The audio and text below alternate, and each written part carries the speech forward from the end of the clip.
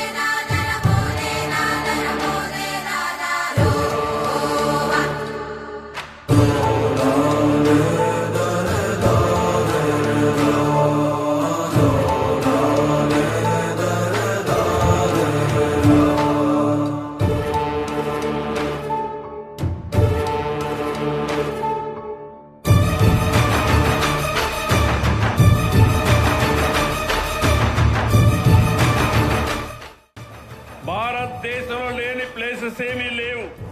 అందరినీ కోరుతున్నా, ఇప్పటి నుంచి విత్ ఇన్ ది కంట్రీ మనం అందరం కూడా టూరిజం కానీ ఏదైనా చూడాలంటే చూసే పరిస్థితి రావాలి.